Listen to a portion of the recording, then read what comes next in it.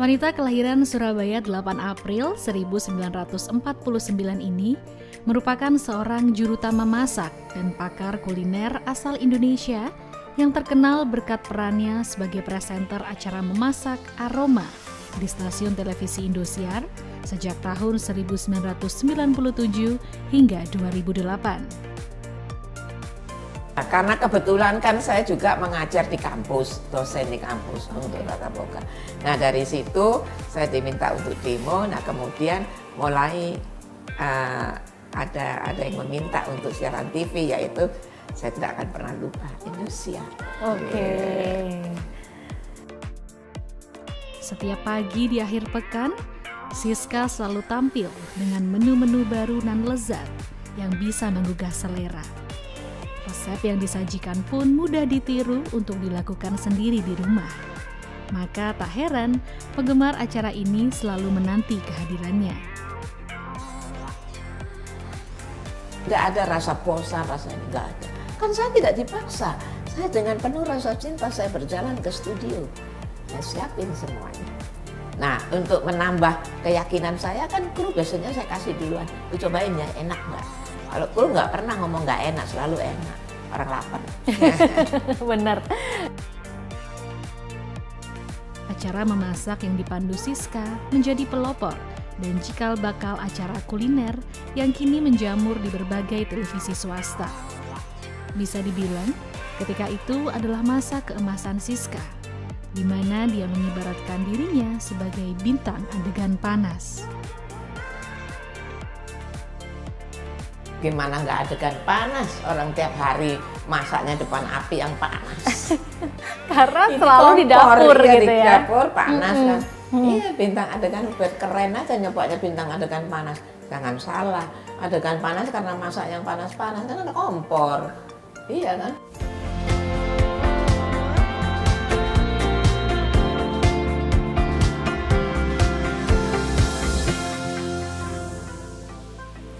Sahabat Liputan6.com, kalau kita lagi mencicipi masakan dan masakannya itu enak sekali, pasti terpikir kan, siapa sih yang masak?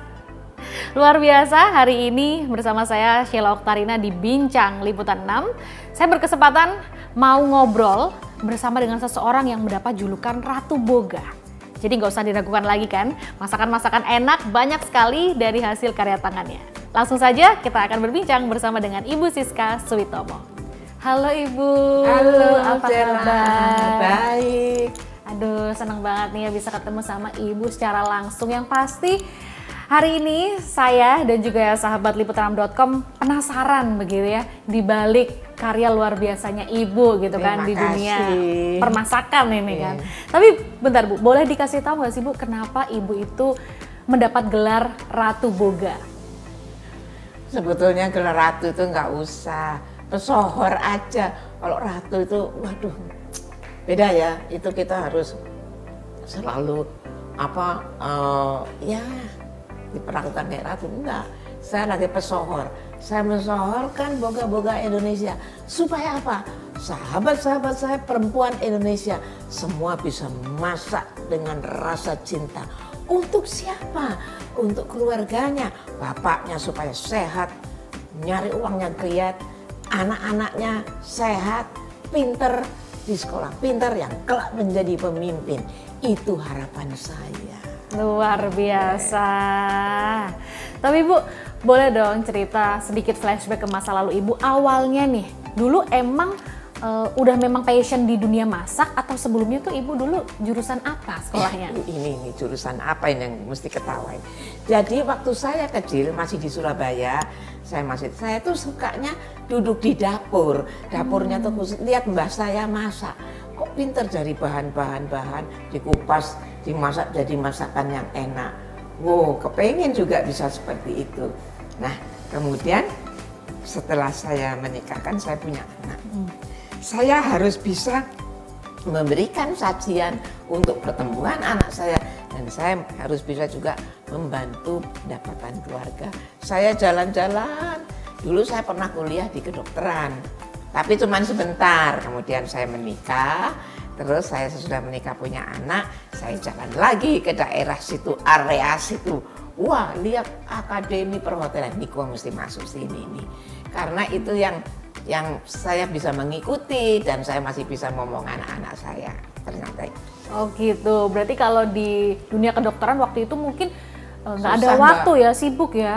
Bukan sibuk, ilmunya kan susah, saya nggak nututi nih, nggak nututi, rapinter. Tapi dari situ akhirnya pas masuk di jurusan Tata Boga berarti ya? Jadi dokter tapi di mana dokter dapur. Oh bener juga ya, yang Iya. memberikan menu-menu lezat. Iya. Oke, jadi memang kalau inget tahun berapa tuh Bu, akhirnya Ibu menemukan passion, oh ini memang aku cinta dunia masak, itu tahun kapan Bu berarti? Awal 70-an kalau nggak salah. Setelah menikah itu ya? Ya setelah menikah punya anak, jadi terus saya harus membantu keluarga bagaimana caranya. Yang penting kita happy, kita melakukannya dengan penuh rasa cinta, semuanya akan berjalan dengan oke, siapapun itu. Tapi kalau sudah mulai nggak suka, ngedumel, please deh, cari yang lain aja. Cari yang lain bidangnya maksudnya. Oke, ya bidang yang digemari ya seperti itu. Ya. Nah, terus dalam perjalanan ya, yang mana kita tahu nih sahabat liputan6.com ya, Ibu Siska ini kan punya ciri khas, entah itu backsoundnya satu acara itu yang memang melekat sampai sekarang gitu ya. Kalau berbicara tentang perjalanan karirnya Ibu, itu seperti apa Bu?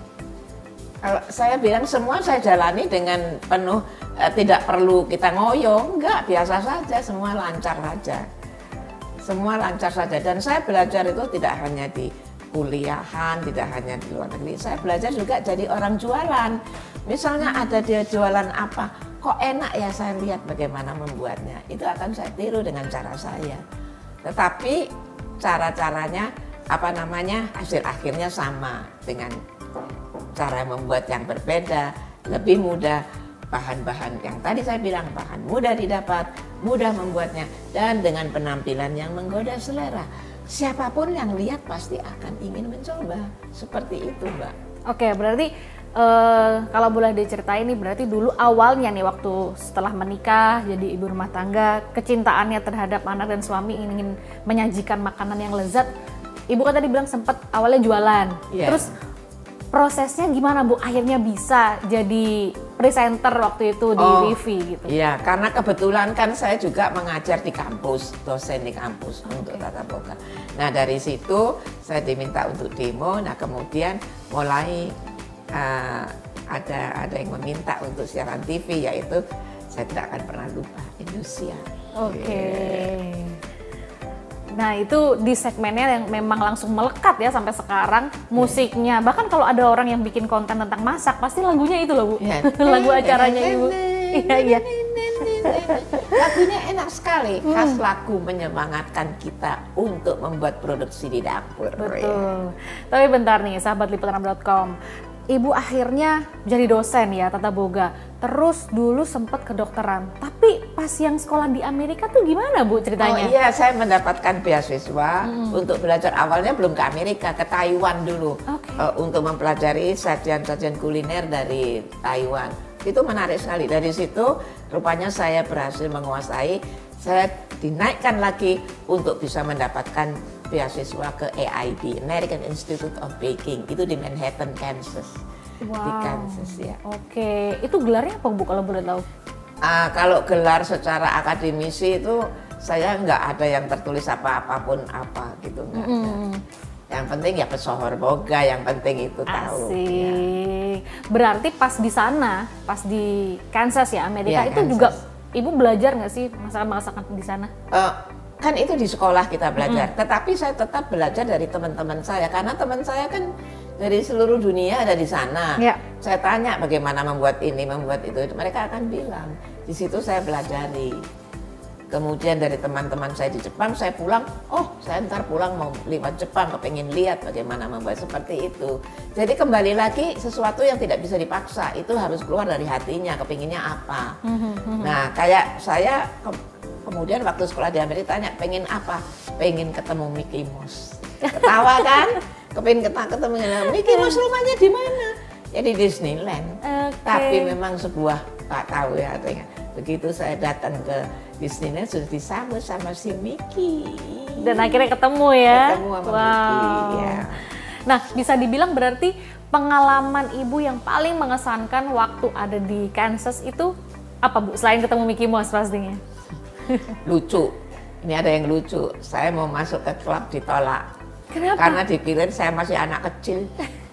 Belum 17, padahal usia saya udah 35-an waktu itu. Nggak boleh masuk saya karena dipikir saya anak kecil. Wah, beruntung gue masih kelihatan muda, masih kelihatan. Kan harus masuk klub-klub itu 17 tahun, 21 tahun. Pikir gue masih anak kecil. Bisa aja loh.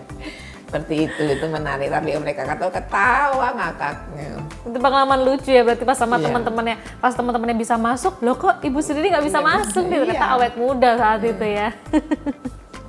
Oke, nah terus balik lagi nih ke acara waktu itu yang Ibu pandu ya di acara Aroma. TV itu, Aroma itu. Ibu nyiapin treatment khusus nggak sih bagaimana cara presenting gitu ke pemirsa, ke penonton? Begini, di dalam kita memberikan apa namanya presenting sesuatu, kita harus bisa berpikiran begini supaya orang itu mudah melihatnya. Yang penting itu tadi kita menyiapkan bahan-bahan yang mudah didapat. Jangan kita menyiapkan bahan yang susah didapat, walah nggak akan ada yang mau masuk. Kemudian mudah membuatnya dan menarik. Jadi apa? Misalnya saya bikin tumis kangkung, beli aja bawang putih, memarkan tumis, masukkan kangkungnya, kasih kecap, kasih garam. Kalau ada kaldu bubuk kan bisa ditambahkan. Jadi deh sajian yang menggoda selera. Itu. Oke. Seperti itu. Dan di acara itu tuh benar-benar terkesan Ibu menampilkan memasak itu mudah dan menyenangkan. Betul. Tetapi mungkin rata-rata nih ya, jujur saya sendiri gitu kan kadang masak itu ya nggak sempet sih Bu, angot-angotan. Ini gimana caranya biar masak itu jadi menyenangkan Bu? Nah, pertama kalau saya boleh bilang, tatalah dapurmu senyaman mungkin. Dapur tuh jangan dibuat kayak gudang. Dapur tuh ditata yang manis. Buku masak ditaruh, dijejer. Jadi seperti kita berada di sebuah ruangan yang nyaman. Lemari es itu juga jangan kayak tempat sampah, sayuran masukin, ini masukin, daging masukin. Tata yang manis, di mana tempatnya daging wadahnya, di mana plastik ada untuk sayuran. Jadi kita dengan senang hati membuka lemari es ini oke. Seperti itu. Nggak awut-awutan gitu Iya, ya, udah males dulu awut-awutan, ngelihatnya iya. ya. Oke. Terus balik lagi nih pas di acara Aroma itu untuk menu yang disajikan Ibu pilih sendiri? Saya mengusulkan beberapa nama, kemudian dari tim redaksi yang menentukan akhirnya. Misalnya saya mau bikin tumis bayam, tumis kangkung, tumis toge, tumis apalagi, oyong, yang dipilih yang mana? Itu. Ya. Tapi juga Ibu sebagai presenter ya mungkin melakukan riset nggak sih waktu itu masyarakat tuh lebih sukanya Oh masakan iya, yang apa gitu? saya keliling ke warung-warung, kemana. Jadi kalau orang waktu itu melihat saya jajan di warung ya bukan karena sesuatu, melihat apa yang orang suka. Malah lucu lagi ya, saya jalan-jalan lihat ibu bawa mie instan. Dia bilang, Bu, benar nggak sih kalau makan ini mati? Saya bilang, makan ini bukan mati, kenyang. Kalau mati itu dipanggil Allah, saya bilang gitu, ketawa dia. Iya, jadi ada yang salah menerjemahkannya seperti itu.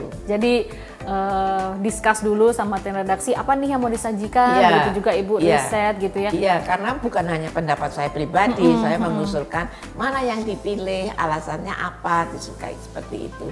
Supaya kita kan kalau dalam satu tim itu yang tanggung jawab banyak kan. Kan hanya bukan presenter ini saja, timnya kan ikut bertanggung jawab. Iya. Iya kan. Nah bisa dibilang programnya itu lama banget ya Bu ya, berapa tahun tuh berjalan berarti? Lama Mbak, 8 tahunan. kalau nggak salah. Wow, 8 tahunan itu kayaknya dulu waktu aku segini udah segini jadi 8 tahun. Iya, orang seneng sih mencontoh masakannya. Ya. Makanya buat saya juga berat untuk menampilkan sesuatu yang menggoda selera. Oke. Yang jelas yang pertama yang nyicipi siapa? Ya kru. Karena yang dekat kan, yang dekat, yang lihat. Nah dari kru pun juga bisa jadi jubir kan. Ya. Ini enak, yang ini enak. Selama 8 tahun ya, dan itu hampir setiap hari ya Bu programnya ya?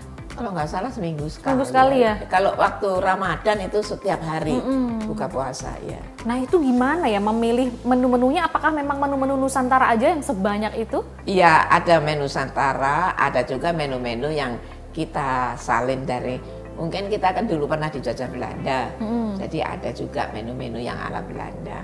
Bistik itu kan juga bukan Indonesia aslinya. Kita akhirnya jadi semur dari bistik.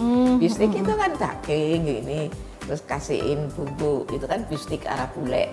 Kalau Indonesia langsung kasih kecapnya, kasih airnya, kasih saus tomatnya, jadi deh semur. Ya elah. Tapi semur pun enak. Iya sih, aku suka semur daging aku suka. Semur daging tambahin apa kentang digoreng masukin, wah lancar semuanya. Telur bulat ya. Oh iya, telur rebus dimasukkan. Wah, itu masakan mama bener-bener. Ini baru ngobrol sama ibu aja nih rasanya aku udah lapar loh Bu. Ini ada kue-kue nanti bisa dicoba. Kayaknya sih penasaran ya sahabat liputan6.com. Aku nanti mau nyicipin kue yang memang udah dibikinin sama Ibu Siska langsung. Nah, ngomongin soal acara yang bisa dibilang lama sekali 8 tahunan ya atau 1 dekade itu, pernah nggak sih Bu muncul ada rasa jenuh, kan syuting terus ya gitu? Nggak, karena saya melakukannya dengan penuh rasa cinta. Begitu saya membuat sesuatu, itu adalah untuk kecintaan saya terhadap dunia kuliner. Tidak ada rasa bosan, rasanya nggak ada. Kan saya tidak dipaksa. Saya dengan penuh rasa cinta saya berjalan ke studio. Saya siapin semuanya. Nah, untuk menambah keyakinan saya kan kru biasanya saya kasih duluan. Lu cobain ya, enak nggak? Kalau kru nggak pernah ngomong nggak enak, selalu enak. Orang lapar. Bener. Nah, kalau ngomongin program-program kuliner nih Bu, sekarang gitu ya, masa kini kan udah banyak. Tapi mungkin banyaknya sekarang itu mukbang atau kita cuman jalan-jalan kita nyicipin makanan gitu kan. Pendapat Ibu tentang program itu gimana? Karena itu menambah pengetahuan kita. Mungkin mbaknya jalan-jalan ke daerah, misalnya dekat studio, daerah dekat studio sana banyak orang. Bukan apa-apa, buat saya pengetahuan. Oh si mbak itu udah makan, oh ini gini. Itu dekat studio kalian kan banyak sekali yang jualan. Apa aja ada. 24 jam malah dari pagi sampai malam ada. Ya karena yang bekerja kan juga 24 jam, jadi yang jualan pasti ada. Tapi dengan konsep yang berbeda ya, kalau konsep dari Ibu di program Ibu kan memang mengajak kita gitu ya untuk memasak itu yang menyenangkan, mudah dengan cinta. Tidak tapi kalau dengan panas. Sekarang itu mungkin ya memang yang ngajak kita makan ya, ngajak kita makan. Oke, ngomongin soal masakan Nusantara yang jadi ciri khas Ibu nih, Ibu paling suka masakan Indonesia apa Bu? Tumisan. Masaknya suka tumisan? Iya kan gampang tumisan. Masakan Indonesia semua enak. Kita harus melakukannya dengan penuh rasa cinta. Apapun dia, yang perlu waktu panjang, yang perlu waktu pendek, tetap kita harus masaknya dengan rasa cinta. Kalau sembarangan ya tumis aja. Mau tumis apa Mas? Bu, bikinin tumis bayam. Oh gampang, Pak Putih memarkan, masukin bayam, garam, merica, kecap, jadi deh. Bu mau pengen apa? Saya kepengen bikin lodeh. Gampang kayak tulisannya, tambahin santan jadi lodeh. Iya kan? Wow. Ibu berarti bisa dibilang nih ya kalau nyicipin makanan, nyicipin masakan kayak udah tahu ya ini bumbunya apa aja gitu. Oh iya, otomatis itu akan karena pengalaman Mbak. Nggak usah khawatir, itu karena pengalaman. Berarti kalau disuruh nyicipin sambil merem juga tahu nih bumbunya apa aja, rasanya kayak gimana, luar biasa. Bener, itu karena jam terbang, jadi nggak usah diragukan lagi ya jam terbangnya Ibu di dunia udah lama. tata boga ini gitu. Terus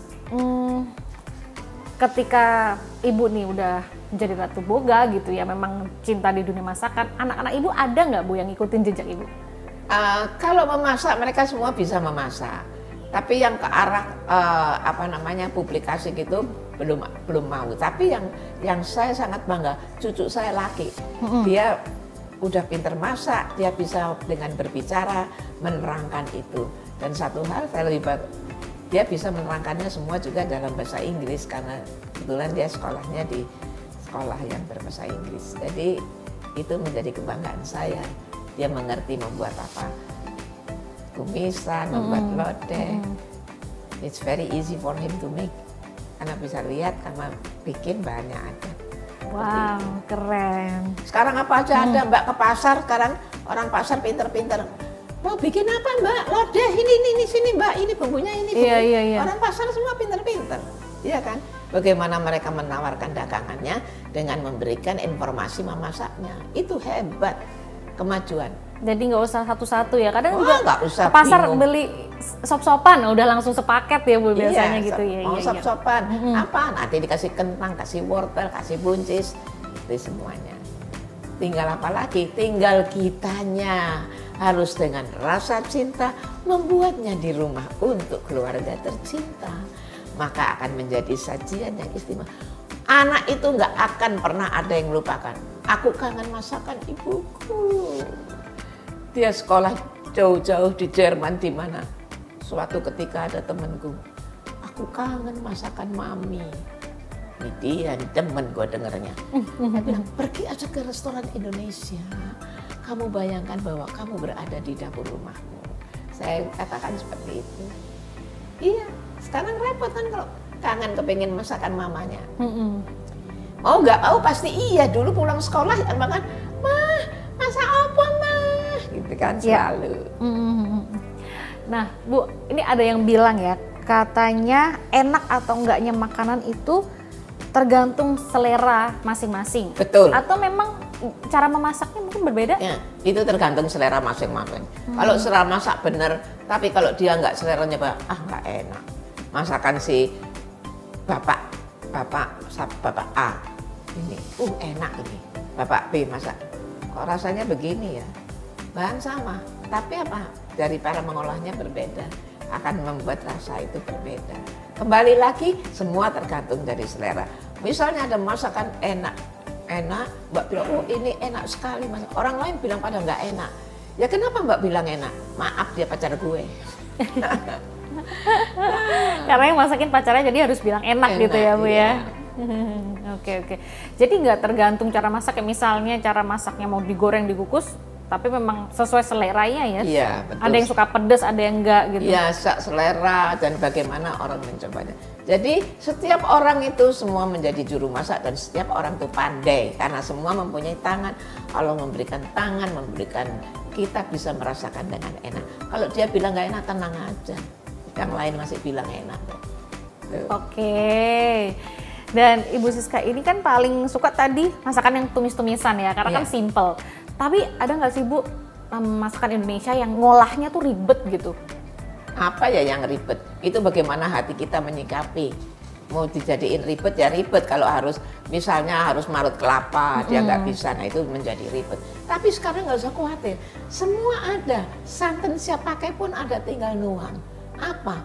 Adalah niat kita untuk membuat sajiannya. Saya makanya selalu mengatakan, bagaimana? Mudah bukan membuatnya, selamat mencoba. Kalau saya bilang hati-hati loh, ini agak sulit loh ya nanti. Iya. Enggak. Jadi mudah bukan membuatnya, selamat mencoba. Jadi memang nggak ada masakan yang punya tingkat kesulitan tinggi ya untuk ada, itu membuatnya hatinya ya. aja yang. Jadi semua gampang ya. Semua gampang. Asal mau. Asal mau. Betul. Asal mau dengan penuh rasa cinta. Oke. Ini ada suatu konten yang waktu itu lucu ya, bahkan jadi buat netizen atau masyarakat tuh bertanya-tanya. Pas tahun 2020 tuh ada foto yang Ibu gantung panci, tuh ceritanya gimana Bu? Cerita saya selesai masak, biasanya kalau saya selesai masak itu saya selalu cuci pancinya dan saya gantung kan supaya kering. Nah cucu saya motret, langsung publish ke temannya atau apa, jadi menyebar, dikira saya gantung panci berhenti masak. Padahal tidak, itu adalah iklan makanan bahwa kita gantung panci untuk bisa membeli yang siap pakai, yang siap makan gitu. Oke. Kita tinggal, karena kan sekarang gampang, tinggal telepon aja mau pesen apa, iya kan, di mana aja ada. Ya pancinya dia kemana? Ya digantung, orang nggak dipakai. Nah iya kan. Tapi dari konten itu, ibaratnya dari foto yang diposting itu, ada impact-nya nggak Bu? Jadi kan pasti masyarakat pada bertanya-tanya kan? Banyak banget, gitu. yang tanya banyak sekali, banyak banget. Misalnya, dan saya jadi surprise juga, banyak yang tanya, padahal itu kan hal-hal biasa. Hal-hal biasa, kalau Mbak habis masak kan ya dicuci, langsung gantung kan? Iya. Iya, itu. Tapi ternyata mungkin, iya kebetulan dan kayak mengandung satu makna yang mendalam nih, kenapa nih gitu kan, akhirnya bertanya-tanya menganalogikan karena orang lebih masak. karena banyak mereka berimajinasi macam-macam ya. Oke. Nah, Ibu tadi kan sempat bilang kalau dibilang Ratu Boga, enggak, saya ini pesohor gitu ya. Dan Ibu juga katanya nggak mau disebut chef. Why? Karena saya bukan produksi setiap hari. Okay. Saya kan hanya temporary aja, kalau perlu baru saya untuk masak. Seorang chef itu tiap hari bertanggung jawab atas operation, atas produksi hari ke hari. Oh, he is a chef. Mbak makan di mana?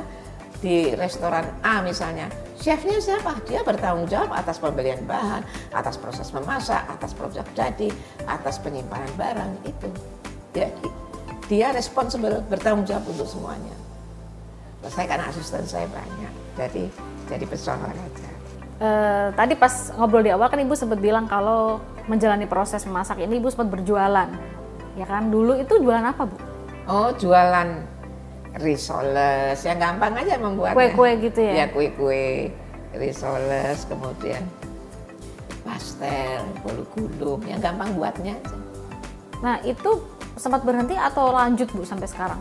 Enggak, ya sempat berhenti. Kalau sekarang sih masih bisa, pesen risoles saja masih bisa. Pesen ya. Oh, jadi made by order ya misalnya? Iya, iya. Ada tim yang membuat. Oh, ada. Anak-anak saya yang supervisi itu semua. Jadi memang sampai sekarang kalau ya, boleh supaya tahu, orang nggak lupa iya. lah ya.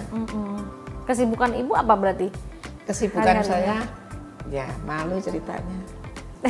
Leye-leye. Santai-santai. Iya. Di usia kan juga sudah banyak. Tidak harus banyak bergerak macam-macam. Oke, tapi masih ini ya, masih ke dapur. Oh iya, masak. itu masih Mbak, itu masih controlling cita rasa itu penting. Controlling, tidak makan. Misalnya ada 30 masakan. Saya tidak akan makan. Saya mencoba sesendok, kali berapa. Oke, jadi memang quality control ya, Ibu ya dalam mencicipi makanan. Ibu pernah nggak sih, Bu, jadi juri gitu di suatu ajang Sering lomba? Mbak, jadi juri Mbak. Ada nggak yang paling berkesan gitu, Bu? Ya buat saya sangat berkesan karena orang harus membuat sesuatu produk dengan bahan yang ada. Itu sudah sesuatu yang mengesankan. Kan tidak, misalnya Mbak dan kru, ini saya siapin semua bahan. Lu masak deh, suka lu gimana.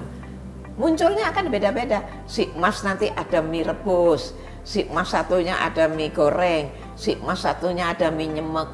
Mbak bikinnya apa? Mbak bikinnya mie dicampur sama nasi. Ya kan bisa aja itu. Kreativitas lagi. Oke. Jadi kreativitas itu sangat berperan. Dan hati yang penuh rasa cinta. Untuk apa dia masak? Itu dia. Itu sekarang intinya, semua ya? tersedia kok. Semua tersedia, kita bisa membeli di mana saja. Tergantung apa, Bu? Tergantung kantong. Kantongnya oke, segala macam bisa dibeli, bisa diproduksi. Ada nggak sih, Bu, makanan yang memang diciptakan khusus sama Ibu? Saya sulit mengatakannya ya. Saya bukan menciptakan, tetapi memberikan contoh-contoh untuk membuatnya dengan mudah. Itu bukan menciptakan kan dari awal. Apa yang ada dikelola menjadi sebuah sajian. Nggak cuma makan berat aja, kue-kuean juga? Iya, kue juga, pastry. Saya dulu pernah studi mengenai khusus pastry juga. Itu seperti itu. Jadi itu semua sambil berjalan, Mbak. Kalau saya ditanya detail lagi, lupa udah lama. Jadi agak mengingat-ingat memori yang udah lalu gitu ya, Bu. Tapi berarti bikin kue tar gitu bisa juga, Bu? Bisa, siapapun bisa kue tart. Sekarang krimnya pun bisa bikin sendiri kok, siapapun.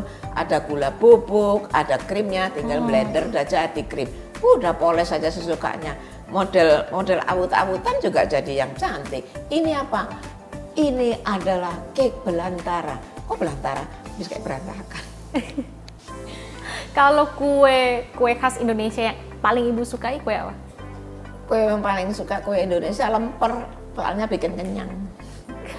Itu ketan ya, Bu, ya berarti? Ketan, ya. Nasi ketan, isiannya tumisan daging, daging sapi ataupun daging ayam. Ikan pun bisa dibuat isiannya itu. Dan itu enak, siapapun yang makan pasti kenyang. Oke, berarti dalam proses memasak ini gitu ya, apalagi ngasih tahu pemirsa memasak itu yang menyenangkan dan mudah.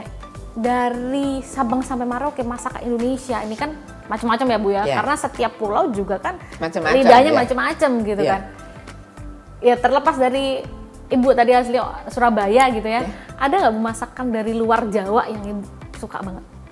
Banyak Mbak, banyak sekali. Semua saya nggak akan sebut. Saya sebut banyak banget. Mulai dari Bali, ada Lombok, ada Satu Makassar. aja, satu coba sebutin satu. Misalnya coto Makassar itu enak sekali. Iya kan, yang jauh di sana.